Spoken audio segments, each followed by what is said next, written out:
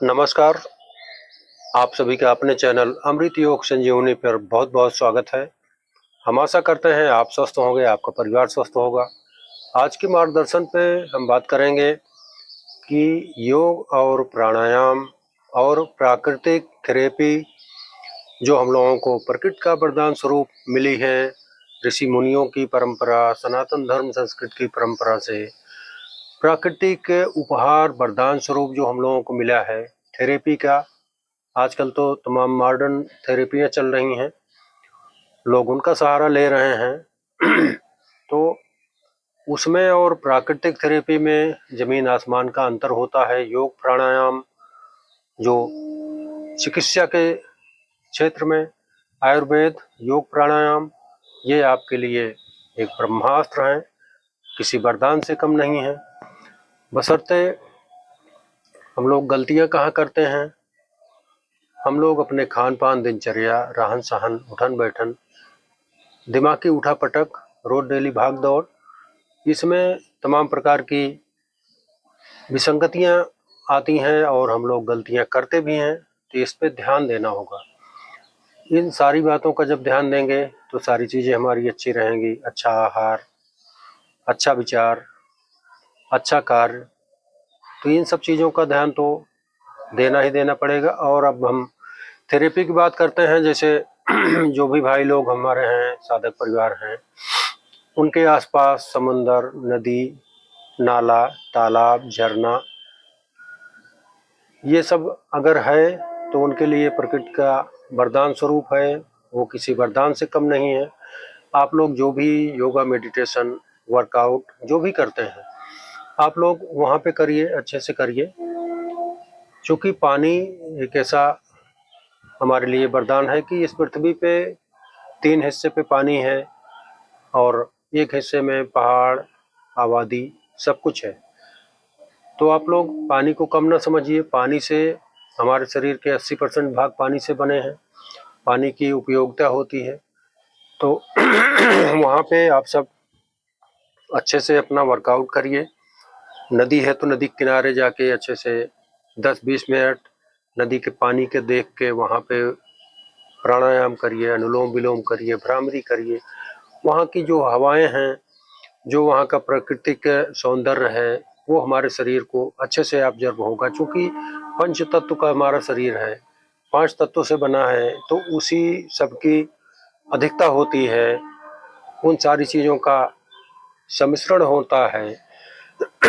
तो वो सब चीज़ें हमारे शरीर के लिए अधिक उपयोगी होती हैं। तो आप लोग इसका बहुत ध्यान रखेंगे कि जहाँ पे जिन भाई के आसपास ये सब चीज़ें हैं, आप लोग वहाँ पे जाने का समय जरूर निकाला करें, 10 से 15 मिनट, और योग प्राणायाम का वहीं पे किया करें।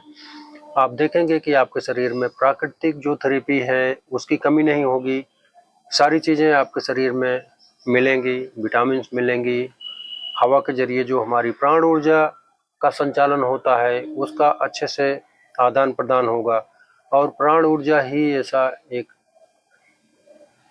संसाधन है हमारे शरीर के लिए, जीने के लिए सबसे मेन वही है। प्राण ऊर्जा हमारी सांसें, सांसों का गहरा लंबा लेना छोड़ना, ये बहुत बड़ी बात है। आप सब इसको साधना के जरिए अगर आप इसको साधते हैं तो आपके लिए इससे हितकर और कुछ हो ही नहीं सकता। क्योंकि आहार, विचार, वाणी, ये सब तो हम अपने द्वारा किया गया वो होता है। जैसे आहार आपको चुनना है कि हम क्या खाएं, क्या पिएं, इसका ध्यान आपको रखना है। विचार आपको चुनना है कि हम क्या विचार मन में करें, क्या देख रहे हैं, क्या सुन रहे हैं, कैसा विचार मन में आ रहा है, उसका कितना हम पालन करें, कितना कैसे उसको कार्यान्वित करें। तो ये सब तो हमारे आपके ऊपर रहता है कि हम लोग क्या खा रहे हैं, क्या पी रहे हैं, क्या विचार कर रहे हैं, क्या कार्य कर रहे हैं। तो इसका संतुलन बनाना बहुत ज़रूरी है।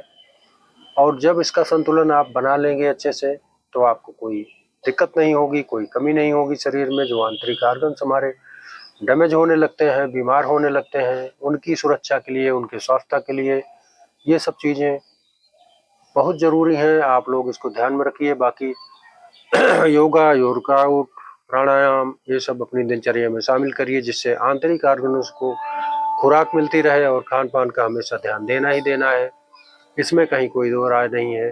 तो यही सब चीज़ें हैं, छोटी छोटी बातें अगर आप लोग अपने जहन में बैठाए रहेंगे कि हमको सुबह उठ के क्या करना है, हमारी दिनचर्या कैसी है, हमको खान पान में क्या लेना है, क्या हमारे लिए उचित रहेगा, क्या सारी विटामिन हमको मिल रही हैं, इन सब का बहुत ध्यान रखना पड़ेगा, क्योंकि जिनसे हमारे शरीर का निर्माण होता है, जिनसे हमारे शरीर में ऊर्जा मिलती है, उन चीज़ों का चयन करना होगा, उन चीज़ों का सेवन करना होगा। और ख़ास करके हम बच्चों के ऊपर बात करेंगे, जो आजकल के बच्चे हैं उनको देखिए तमाम प्रकार की डिफिशेंसी, मोटापा बढ़ रहा है और आँखों पे चश्मा हमेशा लग रहा है। ये सब क्या चीज़ें हैं? ये सब विसंगति नहीं है तो और क्या है कि जब खान पान के लिए आजकल बच्चों को, नन्हे बच्चों को मोबाइल दे दिया जाता है, घंटों घंटों भर पूरा दिन भर उसी में वो लगे रहते हैं। तो ये बहुत गलत बात है। इससे स्क्रीन उनकी दिमाग पे पे गहरा वो पड़ेगा और आंखों की रोशनी पे फर्क पड़ता है। तो उनका विकास का जो एक सिस्टम होता है खेलने कूदने दौड़ने भागने का, वो रुक जाता है और उनका विकास कम हो जाता है बच्चों में। ये तमाम प्रकार के चॉकलेट्स, नूडल्स और ये कोल्ड ड्रिंक्स, पेय पदार्थ जो आते हैं डिब्बा बंद चीज़ें, इनसे बहुत सारा नुकसान होता है। उनकी आंतरिक ग्रोथ रुकती है, हाथों में दिक्कत होती है, ब्लोटिंग होना शुरू हो जाता है, फैट बढ़ना शुरू हो जाता है, जिससे उनको मोटापा ये सब चीज़ें बहुत जल्दी आने लगती हैं। और इनसे लगभग परिवार बहुत परेशान भी हैं। लेकिन अब वही है कि दिनचर्या उसी पे आके सारा दारोमदार दिनचर्या पे टिक जाता है कि हम अपने परिवार की दिनचर्या खान पान कैसे रखा जाए। तो इसके लिए आप लोग बहुत सतर्क रहिए, क्योंकि आने वाले समय में बच्चों के लिए बहुत बड़ी मुश्किलें आने वाली हैं। आप सब लोग जो देख ही रहे हैं कि एनवायरनमेंट में कैसा जहर चल रहा है, खान पान में कैसा जहर चल रहा है, तो इसका आपको ध्यान देना पड़ेगा। और योगा वर्कआउट बच्चों को भी सिखाएं, रोज डेली प्राणायाम 10 मिनट, अनुलोम विलोम, नाड़ी शोधन, भ्रामरी प्राणायाम, ओमकार, इन सब चीज़ों का पालन करेंगे। कुंभक प्राणायाम, ये सब जो प्राणायाम है ये ब्रह्मास्त्र है। आप सब इसका 5-5, 10-10 मिनट अगर इसका सेवन करते रहेंगे तो आपके जीवन में वरदान रहेगा और कभी कोई दिक्कत नहीं होगी। प्रकृति का वातावरण में रहिए हमेशा, अपने बाग बगीचे, फूल पौधे, खेती बाड़ी जहाँ भी हैं जब भी हैं उसके साथ लगाव रखिए। अपने पशु पक्षी जो हैं हमारे आसपास नेचर में, उनसे लगाव रखिए।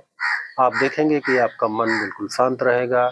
तमाम प्रकार की ये जो टेंशनें हैं, बीपी, एंजाइटी और ये बीमारियां जो बढ़ती जा रही हैं, शुगर की और तमाम प्रकार की खतरे जो बढ़ते जा रहे हैं, कैंसर खतरे बढ़ते जा रहे हैं, तो ये सब यही है कि जब हमारा शरीर 5 तत्वों से बना है, जब पांचों तत्वों की भरपूर मात्रा में हमारे अंदर समाहित नहीं रहेंगी तो सारी विसंगतियां आएंगी। किसी भी चीज़ कमी होगी तो उसकी विसंगति से वो शरीर पे रोग पनपने लगते हैं। तो इनका बहुत ध्यान देना है। और जो बूढ़े बुजुर्ग हैं, हमारी उनसे यही प्रार्थना है, आप लोग सूक्ष्म व्यायाम क्रिया हमारे चैनल पे कई सारे वीडियो हैं हर उम्र के लिए, आप लोग उसका पालन किया करें और देखेंगे आपकी स्वास्थ्य बरकरार रहेगी, आपके अंदर कोई डिजीज नहीं होंगे और मन शांत रहेगा।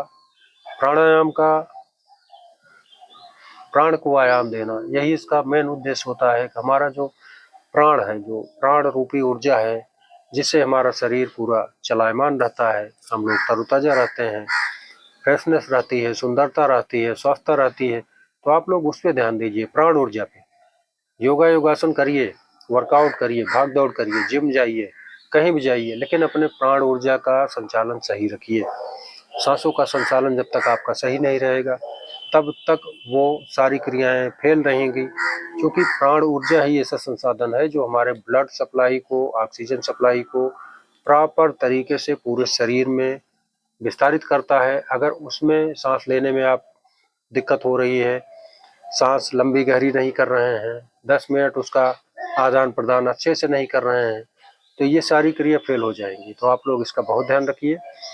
तो आज के मार्गदर्शन में इतना हमारी आप सभी से निवेदन हमारा, आप सब वीडियो को शेयर किया करें, और जो लोग नए हैं हमारे चैनल पे, कृपया आप सब लोग चैनल को सब्सक्राइब करते रहिए, जिससे दायरा बढ़ता रहे। आप लोगों के आशीर्वाद के माध्यम से ये जानकारी वाला वीडियो आप लोगों को मिलता रहेगा। और आप लोग कमेंट के माध्यम से ज़रूर बताया करिए कि आप लोग कहाँ से देख रहे हैं, कैसे क्या दिक्कत है, कुछ कोई भी सुझाव हो, कोई भी कमेंट उसमें हो तो कमेंट जरूर किया करें आप सब अपने आशीर्वाद के माध्यम से। तो हमको भी लगेगा कि हमारे साधक अच्छे से देख रहे हैं और उनको वीडियो अच्छा लग रहा है।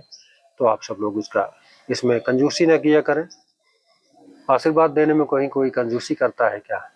आप लोग इसका ध्यान रखेंगे, आप लोगों का ज़्यादा स्वस्थ रहिए, यही मेरी कामना है। तो आज के लिए इतना ही, तब तक के लिए जय जय श्री सीताराम, श्री राधे राधे।